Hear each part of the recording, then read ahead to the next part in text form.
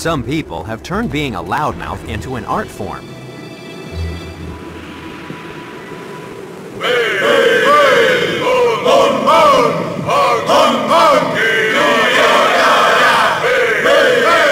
are the shouting men of Finland. Instead of singing, they scream songs like the Finnish national anthem.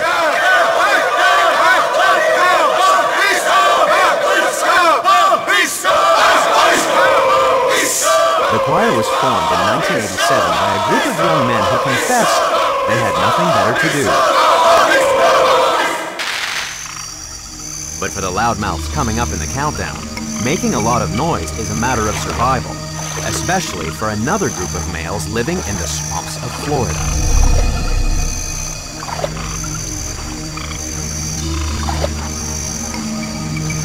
Alligators are the world's most vocal reptiles.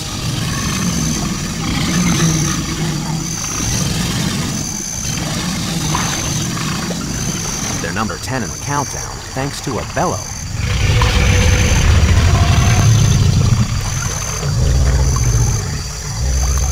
An alligator makes far more noise than we can hear.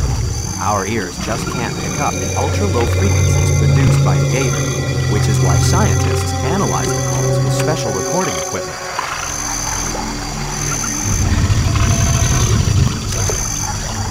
Deep bass notes called infrasound are generated within the alligator's body. We can see these infrasonic calls not only on the computer screen, but in the dancing water on the alligator's back.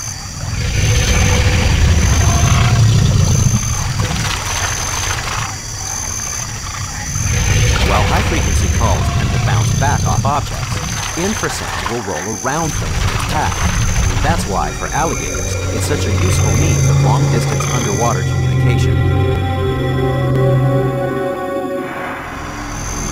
Recently, it's been discovered that some humans have also been using infrasonic calls to communicate, not underwater, but in church.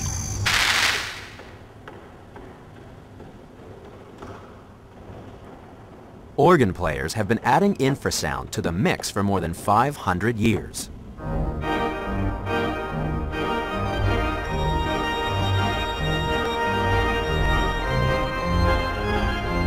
Organs work by blowing air through pipes of differing length. The longer the pipe, the deeper the note. Many churches and cathedrals have organ pipes that are so long, they produce frequencies too low for the human ear to detect. And while you may not be able to hear the notes, it seems that you really can feel the beat. Because of its low frequency, infrasound can penetrate objects, including the human body. We may not be able to hear the infrasound, but experiments have shown that people exposed to ultra-low frequencies report feelings of extreme sorrow or anxiety. It's also been found to cause changes in blood pressure and respiratory rate. And at its worst, result in nausea, vomiting, and bowel spasms.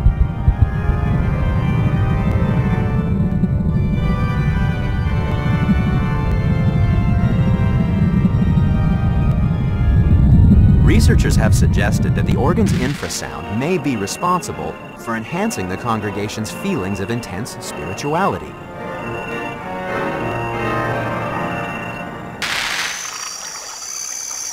Certainly an alligator's infrasonic call can enhance people's feelings of intense fear. However, these loudmouths bellow not to scare humans, but to attract females and scare off males. Maintaining their territory in the swamp means that any infrasonic rumble in the neighborhood has to be answered with a call of their own. The only trouble is that there are many sources of infrasound, including combustion engines.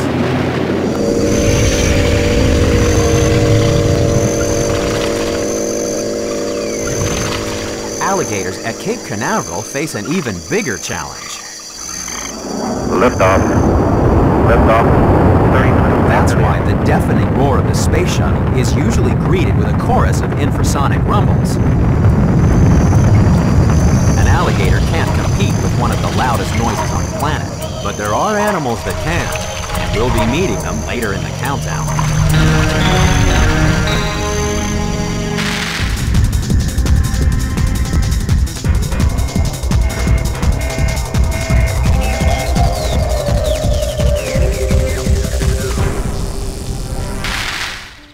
High on a hill was a lonely goat herder who came up with a novel way of communicating.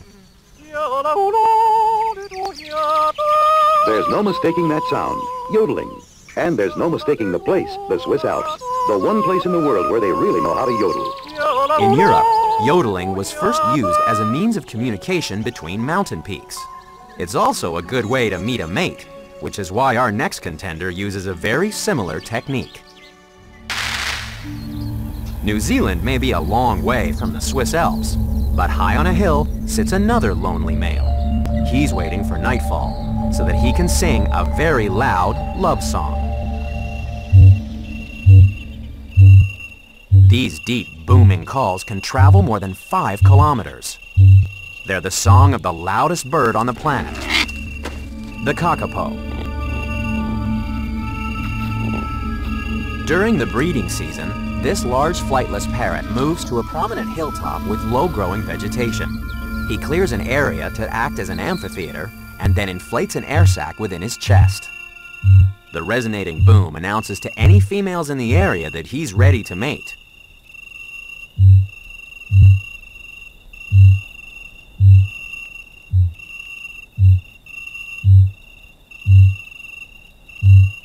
Every night for 4 months, he pumps out up to 10,000 of these booming calls, and several thousand whistles as well.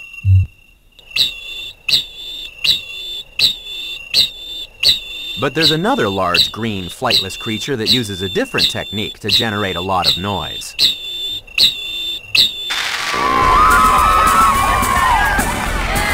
In Philadelphia, people love their Philly Fanatic.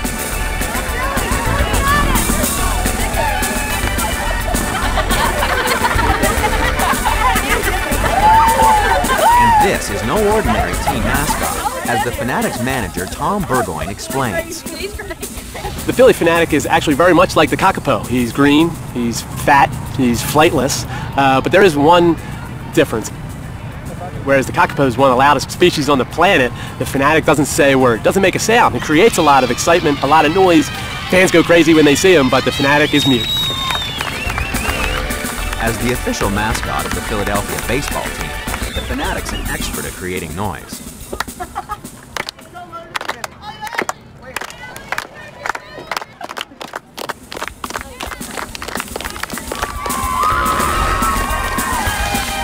more than a quarter of a century, the Fanatic's been entertaining fans in Philadelphia and across the nation.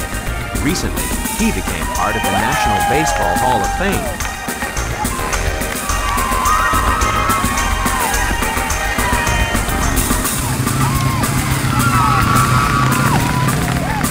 Luckily, the Philly Fanatic only tries to entertain humans and not kakapo females. Or in the forests of New Zealand, his big green belly would go unnoticed unless he was producing the loudest bird song in the world. However, the kakapo's 5-kilometer call is no match for our next contender. It's a loudmouth with a cry that's so loud, it travels 3 times farther. Our first 2 contenders really knew how to make themselves heard, but there are plenty of loudmouths still to come. Could some of them be howling mad? And what have these guys got to scream about?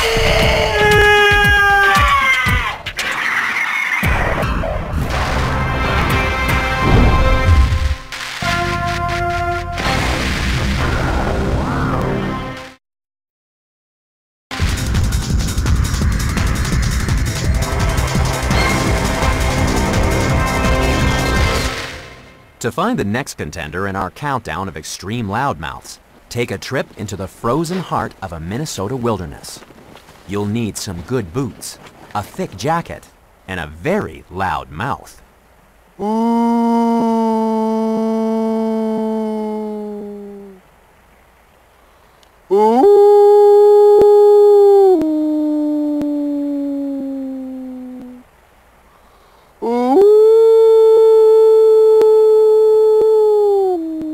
These people have paid for a chance to communicate with wolves.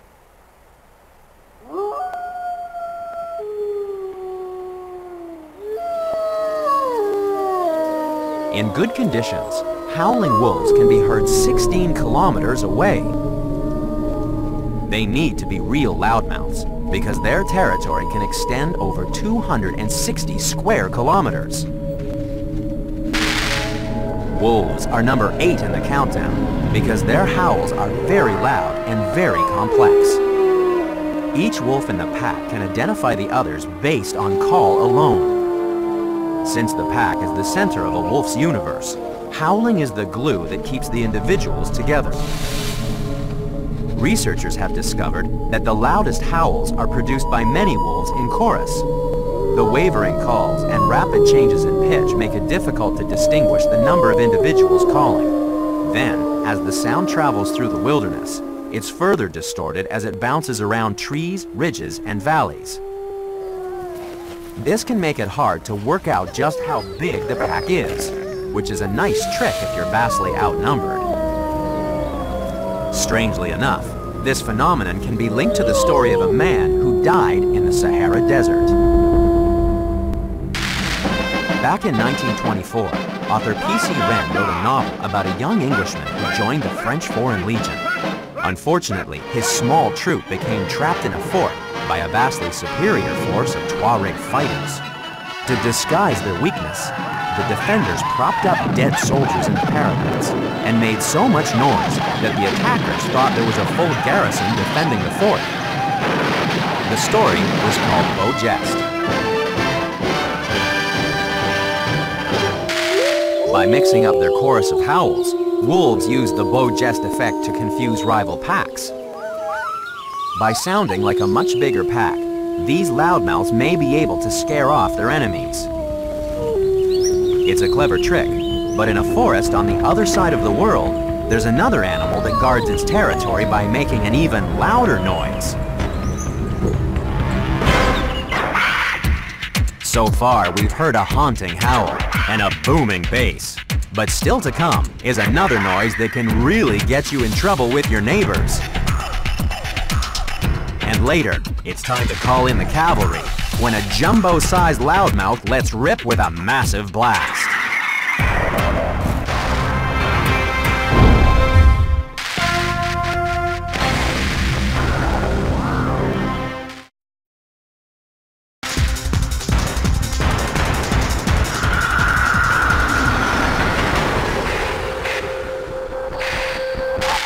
In South and Central America, the next contender in our countdown of extreme loudmouths is very protective about the fruit trees in its territory. In fact, it has the noisiest security system in the forest.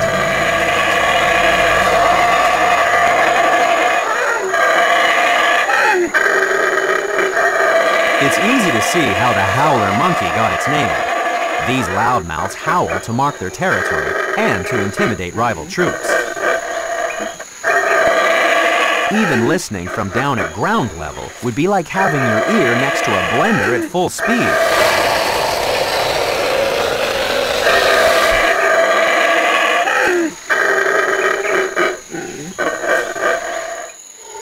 The secret to the howler monkey's vocal volume is in its swollen throat.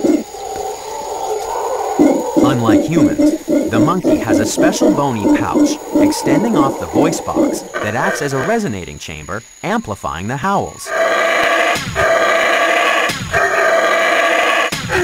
These chambers are bigger in the males than the females, so the male calls are much louder and deeper. But howler monkeys aren't the only loudmouths that can upset their neighbors.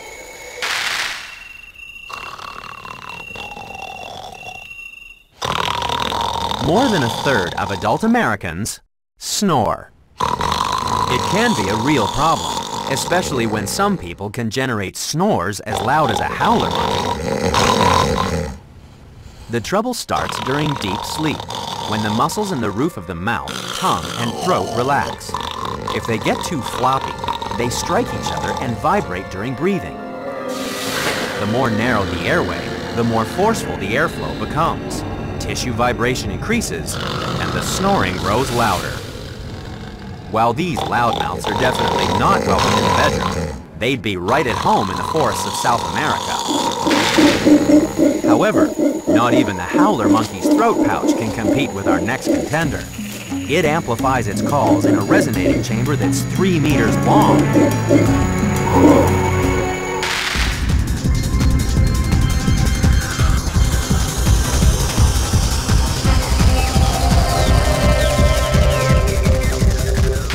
In the heat of battle, there was a time when the bugle was the perfect way of signaling that it was time to attack.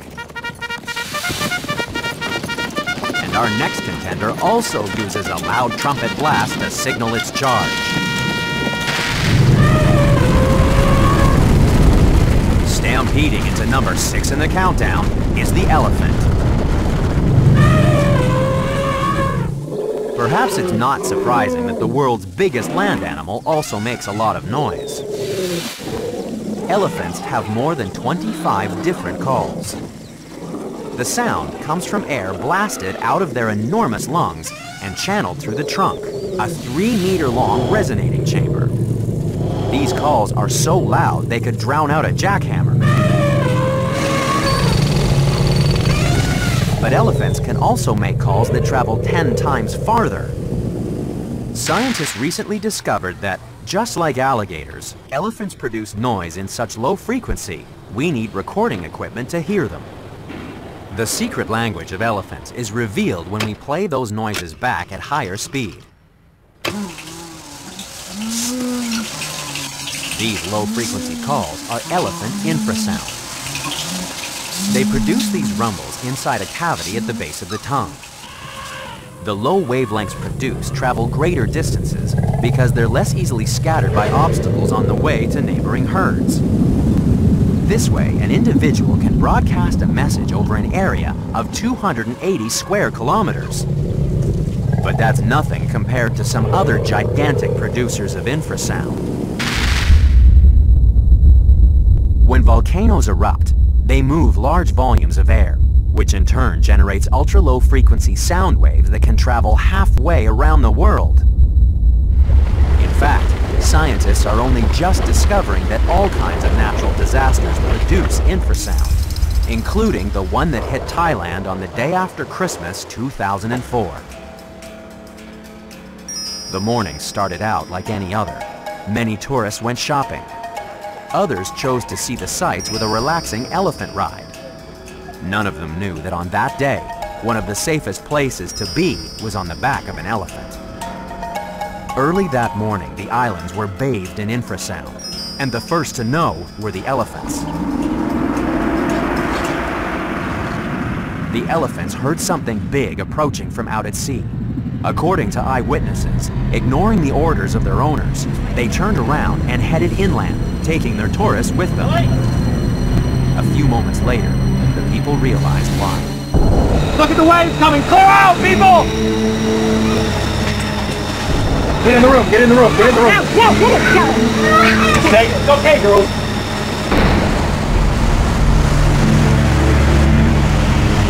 A tsunami is a generator of infrasound because the up and down movements of the waves act as a giant loudspeaker, pushing the air at infrasonic frequencies which, luckily for some tourists, can be detected by elephants. However, we have no trouble hearing the elephant's deafening trumpet or the screech of our next contender. It's a loudmouth that's so noisy, it has to use built-in earmuffs so it doesn't go deaf.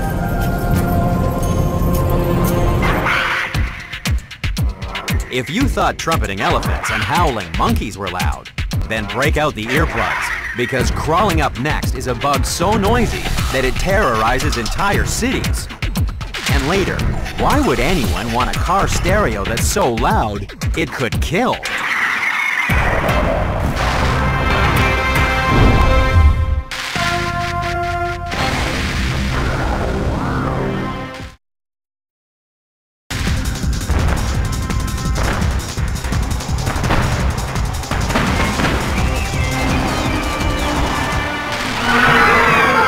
Contender in our countdown of extreme loudness could have come straight from a horror.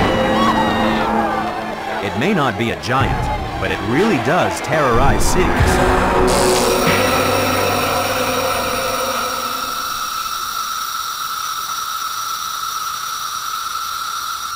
crawling in to number 5 in the countdown is the loudest insect in the world, the cicada. This little bug can be as loud as a chainsaw at full throttle.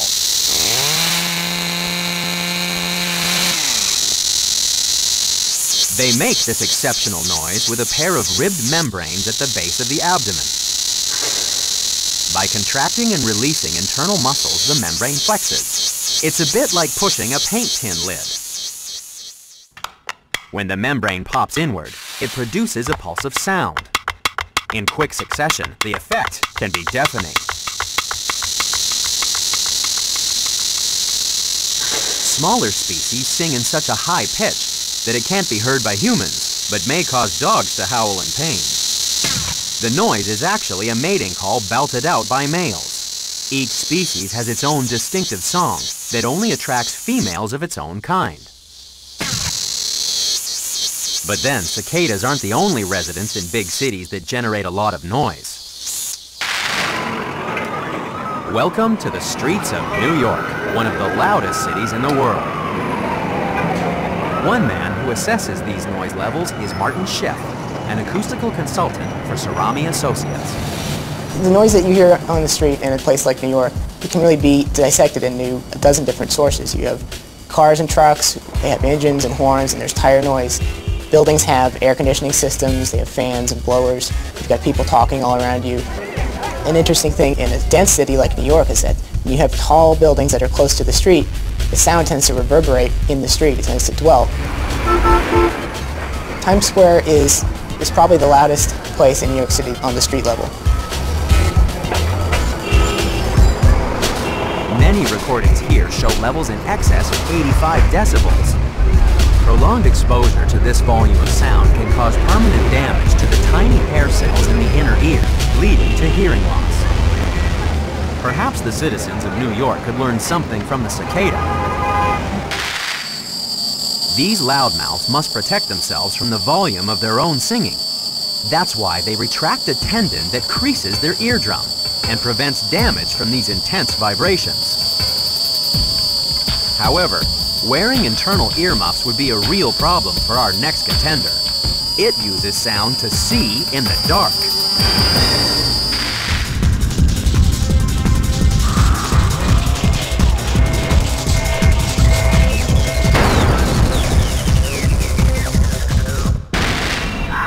The night can be full of terrifying noises. Yet one of the scariest animals of them all is a loudmouth that we can't hear. A bat can scream its head off, and yet we'll never know it's there. Bats are number 4 in the countdown because they can generate incredibly loud noises that are too high-pitched for us to hear. This is ultrasound, and bats use it like sonar to see in the dark. They send out high-pitched screeches from their mouth and listen for the echo.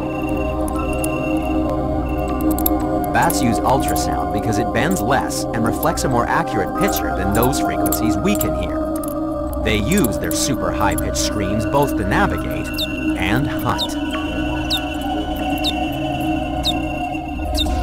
Bats on the prowl emit about 10 calls a second, but this rate increases to 100 or more when it closes in for the kill.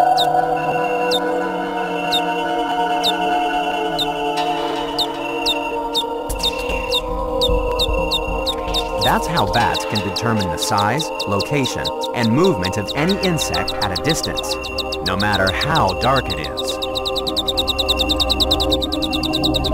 But bats aren't the only ones to use sound to see. Ivan Peaback is blind, yet he has no trouble navigating the streets of Auckland, New Zealand, thanks to some technology borrowed from the bat. Ivan wears a head unit that sends out silent ultrasonic waves. Just like a bat, the echo bounces back, providing information about the distance and density of the objects he encounters.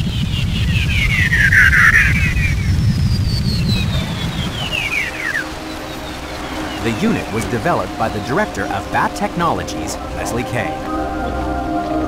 After many years of studying bat sonar, Leslie worked out a way to convert the silent ultrasonic signal into a sound we can hear. He calls it acoustic flow. By listening to the stream of sound, an experienced user can navigate with remarkable precision.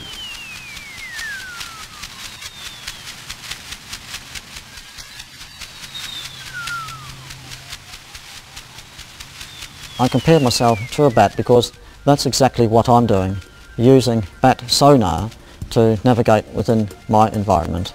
The bat knows the difference between a piece of food and something it can't eat. Likewise for me too, when I'm travelling in my environment, I know the difference in the surface between, say, a human and a telegraph pole. Someday, Ivan and Leslie say that users will be able to distinguish between different faces. But it'll take some time before our technology can match these loudmouths. Bat sonar is so precise, it can distinguish between objects only separated by twice the width of a human hair.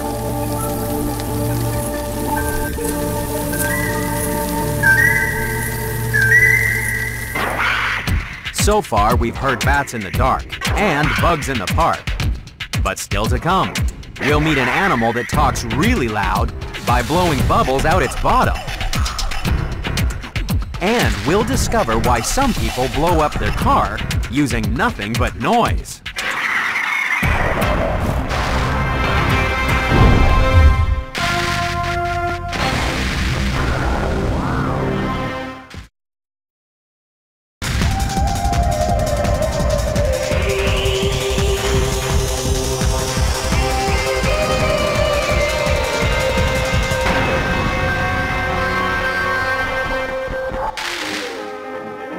To find the next contender in our countdown of extreme loudmouths, we travel to a school where you can hardly hear yourself think.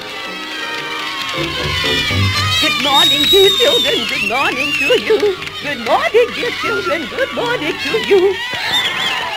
One study showed that many classrooms in the United States are so noisy, only 75% of what the teacher says can be heard. So imagine trying to communicate to a school of 4 billion individuals. No wonder herring have found an unusual way of being heard, because they live in the largest schools in the world. Congregations of herring can stretch for 4 cubic kilometers. They're one of the densest concentrations of animals on the planet. No one knew that herring were loudmouths until a scientific study in 2003 discovered that when herring released a stream of bubbles, they produced a noise. Only, the bubbles weren't coming from the fish's mouths. Herring were making a noise called a fast repetitive tick by emitting gas from their bottoms. Fast repetitive ticks, or FRTs, last between 1 and 7 seconds and are produced at such a low frequency that scientists needed specialized equipment to hear them. Each FRT may be small, but they're extremely loud. The herring is number 3 in the countdown because the noise produced by an FRT is the equivalent of a jet at takeoff. Scientists think the most likely use of FRTs is for social contact to prevent the school scattering. But perhaps it's not surprising that others have suggested the loud emissions could be used to scare predators away. Should a human make an FRT in public, the result can be embarrassing. But then, some noises can even make you sick. Anyone who has worked in an open plan office knows just how annoying noises can be.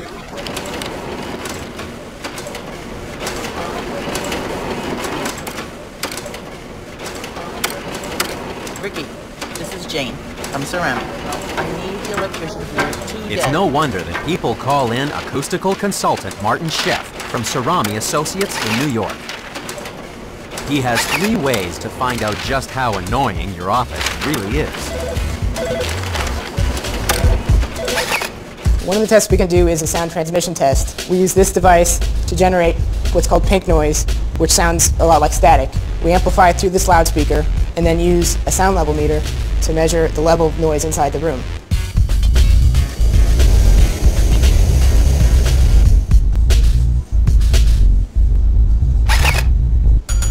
This is called a tapping machine. We use it to test how much noise goes through the floor from people walking.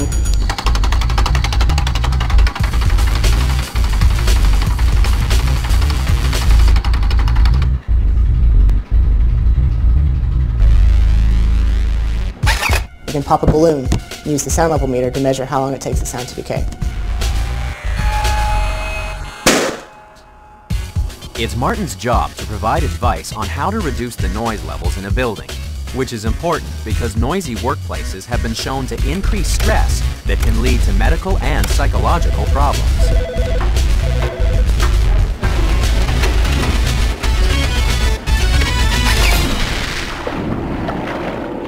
So, spare a thought for the poor old herring. How would you like to live surrounded by 1 billion neighbors that are always FRTing?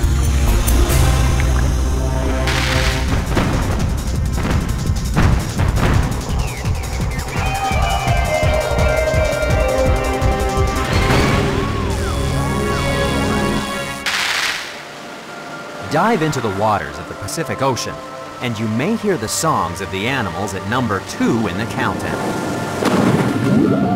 Of all the whales, the humpback is the most vocal. Its songs last anywhere from a few minutes to more than half an hour and can be heard up to 160 kilometers away.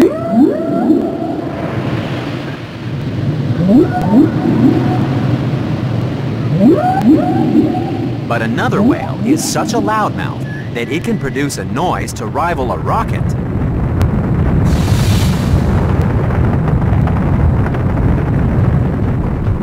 One of the world's biggest sounds comes from the world's largest animal, the blue whale. Unlike humans, whales don't have vocal cords. Instead, they make noise by moving air from the larynx into their nasal sacs. The resulting honk when a blue whale blows its nose is so loud, it can be heard by a whale on the far side of the Atlantic Ocean. It's thought that their infrasonic calls bounce between layers of water of different temperatures. This serves to funnel their song right across the Atlantic. To find the human equivalents of the blue whale, you need to travel to Scarborough, England. This is a screaming competition.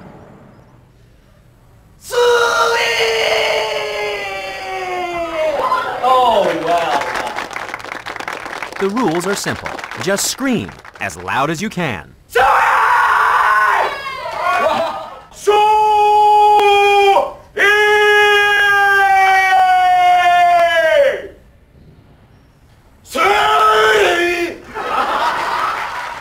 While most of us would be lucky to break 110 decibels, the loudest scream in the world reached 129.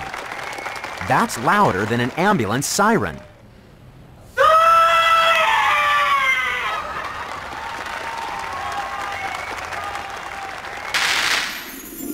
Listening to the world's best human screamers definitely crosses the pain threshold. But there's another whale that can be so loud, it's lethal. The sperm whale hunts using sound. The action takes place in the darkest depths of the ocean, so scientists can only guess at what happens. When the whale dives, it navigates like a bat, firing out pulses of sound and listening to the echoes. The reflected sound gives them a picture of their surroundings, and it also locates their prey, a giant squid. Scientists think the sperm whale can focus its sonar into a tight beam. The result is a sonic cannon, firing pulses of sound as loud as a rocket launch. That's more than enough to stun even a giant squid. But it's still not enough to make the sperm whale the most extreme loudmouth in the countdown.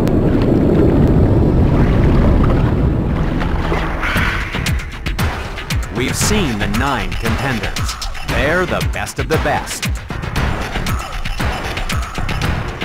Only one animal is a more extreme screaming machine.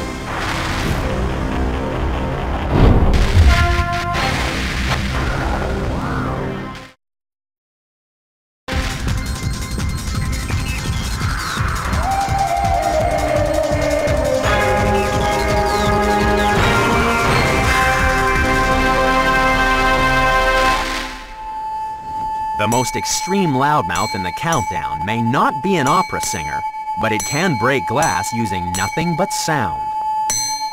Every material has a natural frequency at which it vibrates. If you impart enough energy to the glass at its resonant frequency, you can cause the glass to shatter.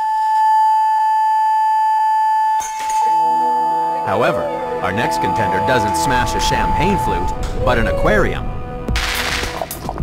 The loudest animal in the countdown is the pistol shrimp. Found in tropical reefs around the world, this shrimp gets its name because it uses that large claw to fire a bullet of sound. It's a sonic boom so loud it can break glass or the protective armor of other shrimps. The concussion is strong enough to kill shrimp and fish 2 meters away.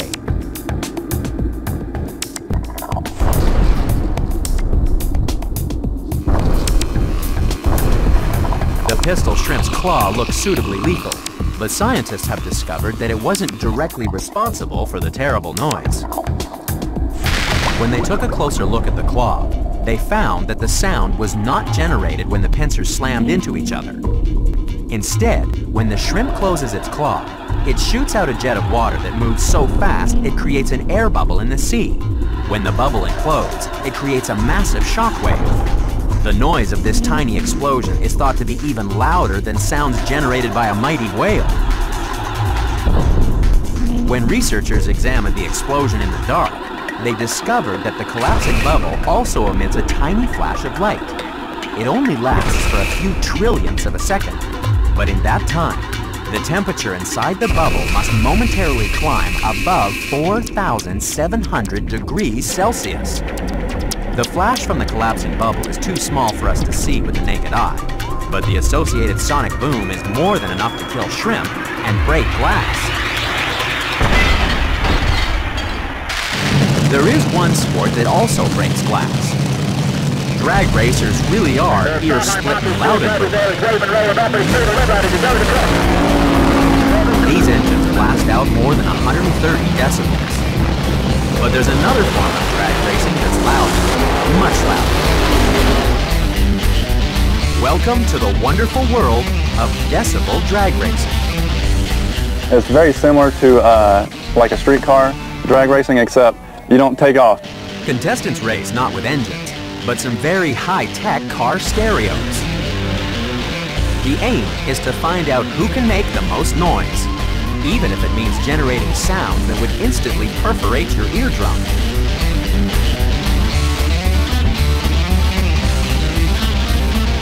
Simply choose your favorite tone and pump up the volume.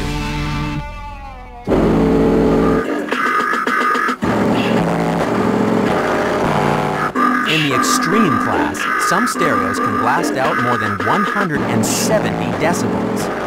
But that does require some serious modifications. After all, ordinary cars are not designed to cope with the noise equivalent of a jet engine at takeoff. Which is why some competitors make sure that the vibrations don't shake the car to pieces by bolting the doors shut with threaded 25mm steel rods. And they replace the windows with plexiglass up to 2 centimeters thick. They even reinforce the doors by filling them with concrete. And all this to survive a decibel drag race that will last less than 5 seconds.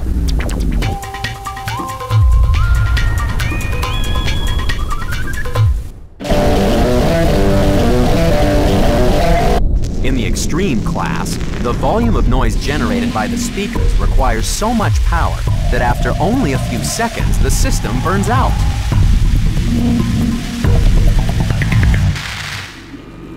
While decibel drag racing is an expensive hobby, the pistol shrimp sonic blast is low-tech and low-maintenance. With nothing more than a flick of its claw, a shrimp can generate noises in excess of 200 decibels.